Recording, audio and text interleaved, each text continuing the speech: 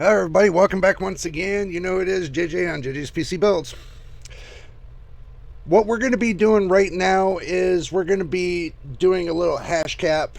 I already did a live video on AMD and their new Ryzen processors, the new 9000 series. So you can go to my live videos and check that out. And I got NVIDIA, I got AMD. I didn't capture Intel just yet, but we're going to have a video on that as well for Intel. So we got a lot cooking this week. And I'm telling you, this is going to wear me out this week. But we're going to get it done for you guys. So what we're going to do today is right now we're going to hash it and we're going to go and see a couple things, and do stick around. This is going to be interesting. Okay, we made it to the action screen. BioStar, and this has been a long time since I've dealt with, their motherboards, but BioStar came out with the X870E. Okay, from what I'm reading, here is that June the 3rd, 2024, Taipei, Taiwan, BioStar, a leading manufacturer of motherboard graphics, cards, and, all that good sorts of stuff. They launched the brand new X870E Valkyrie motherboard, expertly crafted to meet the exacting demands of content creators and professional gamers. BioStar's 870E Valkyrie delivers unparalleled reliability and next-gen features with superior performance. BioStar 870E Valkyrie motherboard is a game changer for content creators. Its smart layout and extensive hardware support effortlessly handle intensive workloads such as crafting and immersive 3D worlds. Wow. Designing breakthrough animations and editing high-resolution videos.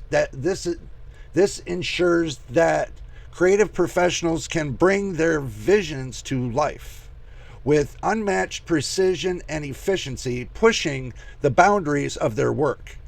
When paired with the latest AMD 9000 series processors, the CPUs, the X870E Valkyrie transforms into a gaming powerhouse. It is ideal for professional and casual gamers and streamers. Wow. Who wants to play the latest AAA games with extreme graphics? We all do. Look at this motherboard. It is a beast. Look at that. It's got a lot of goodies on there. Wow. That's got a lot of goodies on there, I'm telling you. It looks like it's got a lot of M.2 drives too. Yep, it's got a lot of space. It's got proper heat sinks. Wow, that is a bad motherboard.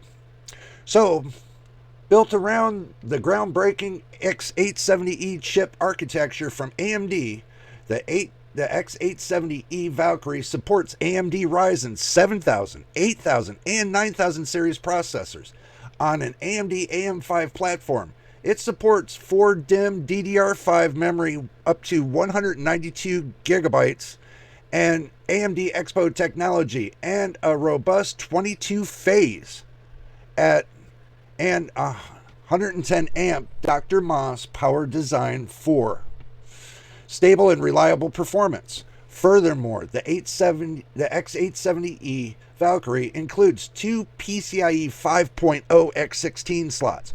Wow.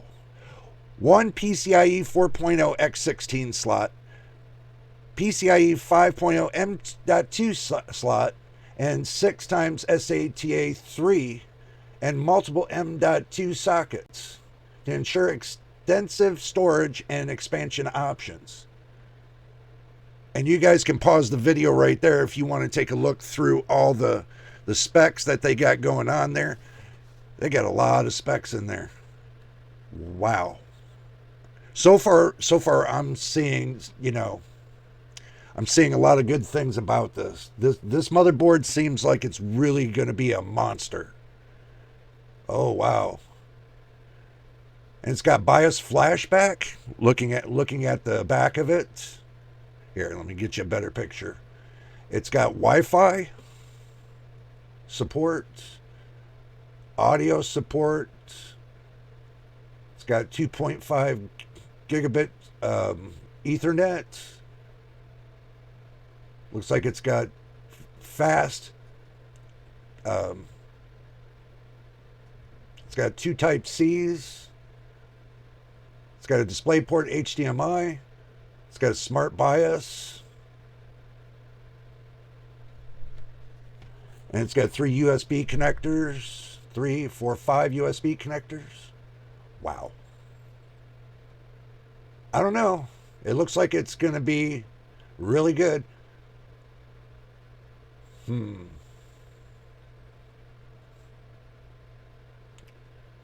This says, this premium motherboard introduces several cutting-edge features designed to enhance the user experience. The new Vivid LED DJ Plus RGB sync provides an advanced RGB lighting system, improving compatibility with parallel devices. Nice. And allowing users to customize their setups with a unique personal style.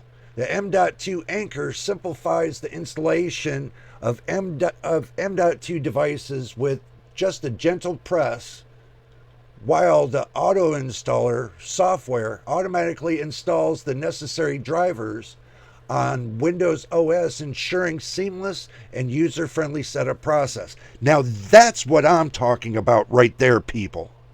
That's what I'm talking about right there. Auto sets up and formats it. That's going to be awesome. So basically, when you plug in your new M.2 drive, it'll automatically format and install it so it's ready to use. That's what I'm talking about. Because this has been going on for years, to where make sure you get your drink and snacks.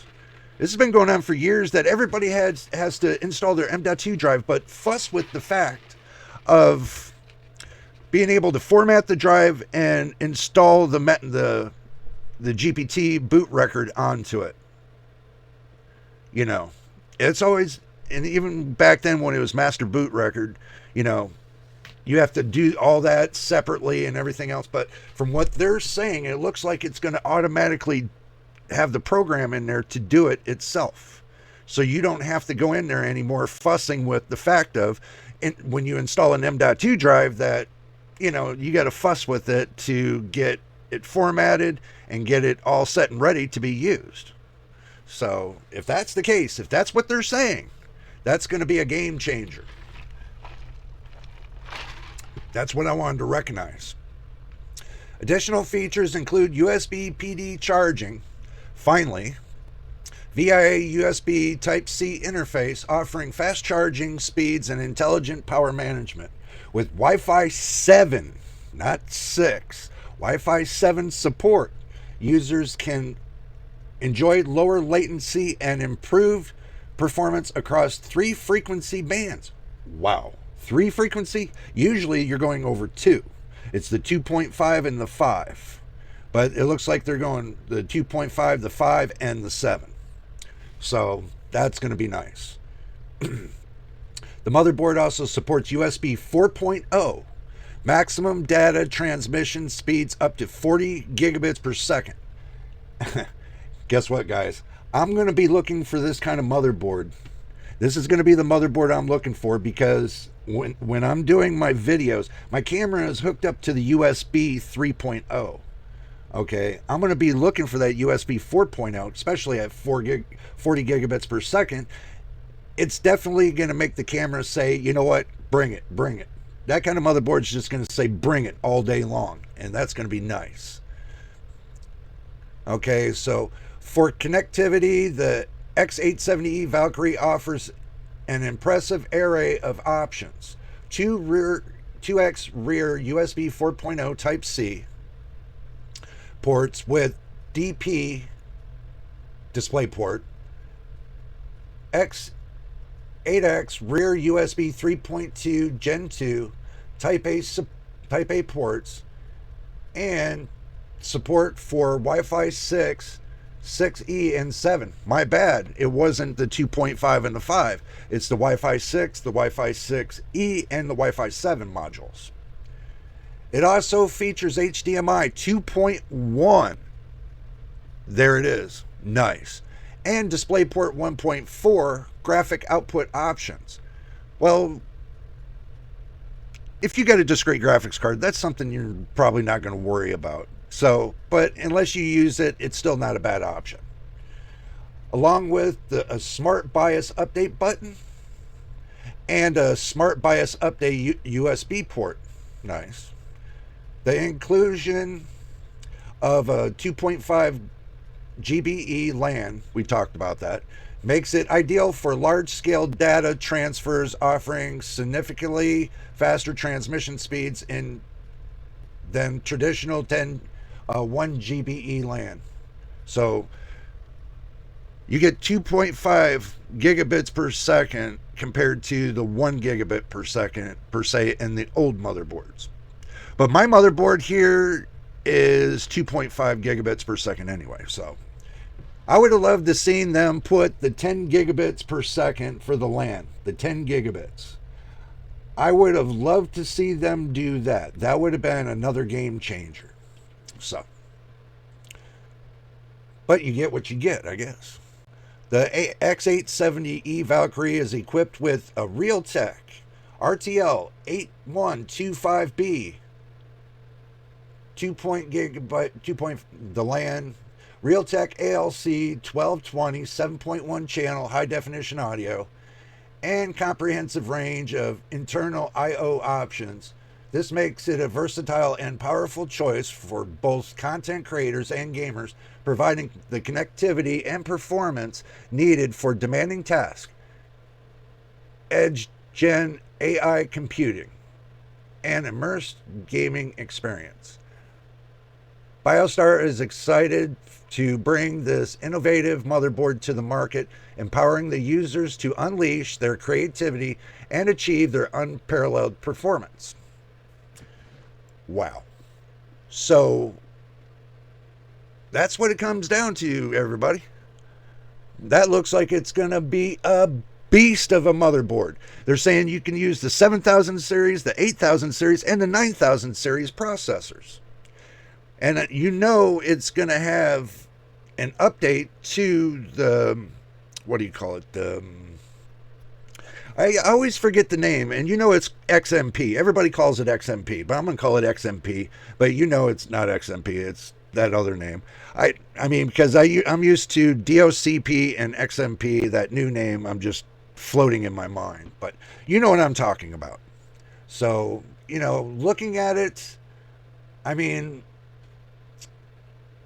what can go wrong with something like this?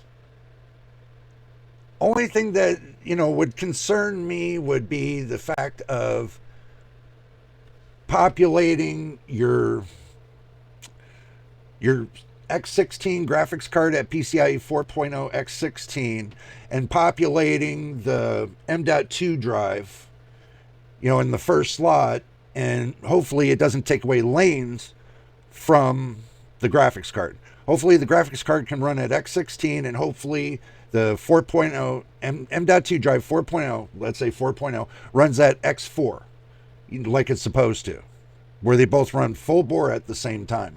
Or if it's PCIe 5.0 X2, then that still shouldn't take away from the lanes of the graphics card. So that, keep that in mind. That's the kind of caveat that I'm kind of looking in between the two. But moving on to AMD and looking at what they got cooking for their new CPU processors, looks like that they're going to be coming out in July of 2024, next month. So let's look at what they got cooking here. They got the AMD Ryzen 5 9600X, 6-core 12-thread, up to 5.4 gigahertz, and base clock at 3.9 gigahertz. Its total cache is 38 megabytes, and PCIe Gen 5, and it's 65 watts. Wow. The only thing they're missing is the price.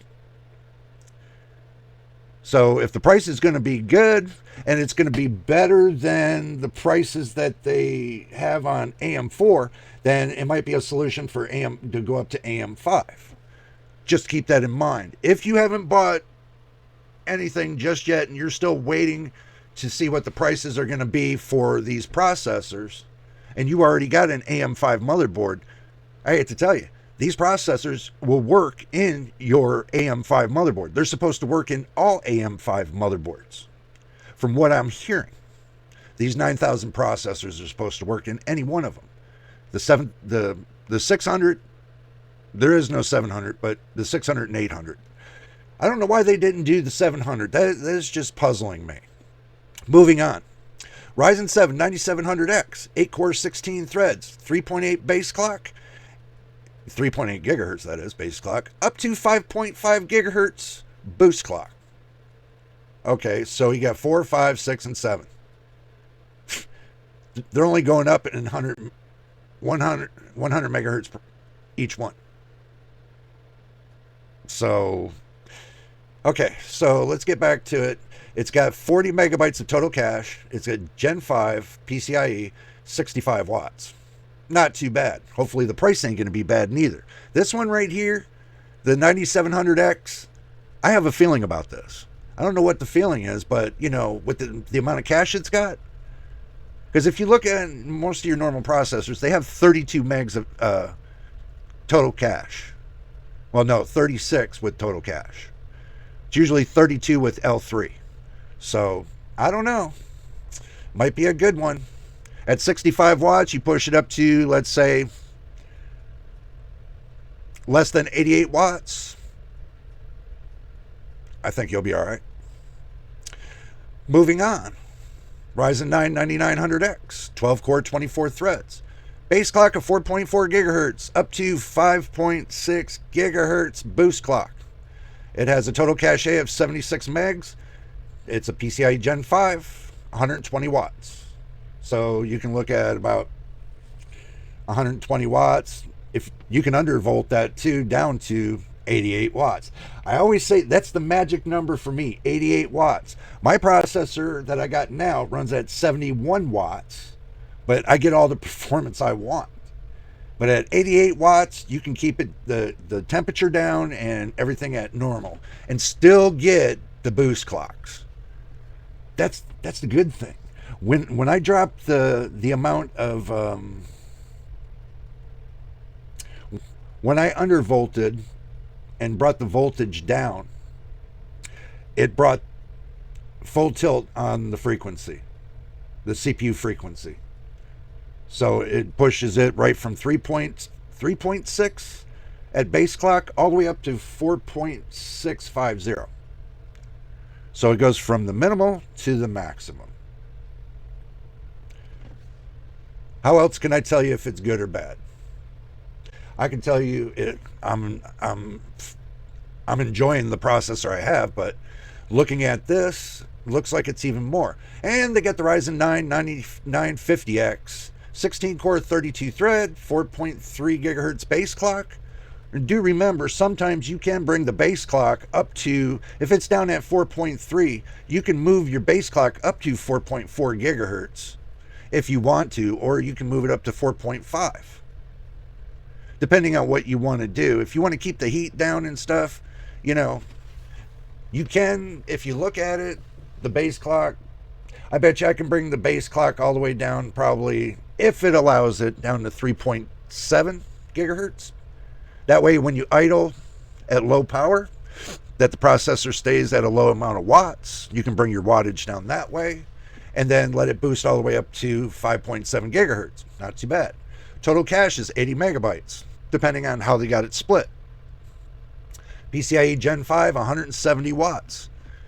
I bet you I can bring this down to a low 88, 90 watts, undervolted, and still get awesome performance. This is just me thinking out loud, guys. Okay, this is me thinking out loud because this is something I was thinking about doing myself. It'd be very interesting and make a great video to do that. So, and also too, we got a sneak peek at the 800 series motherboards as well. But we're going to have much more videos to come. So, and also too, Saturday, what's going to happen on Saturday is I'm going to do a live stream on Saturday. And I'm going to touch up everything that happened at Computex on Saturday. So that's going to be a very wild live stream on Saturday. So make sure you're there.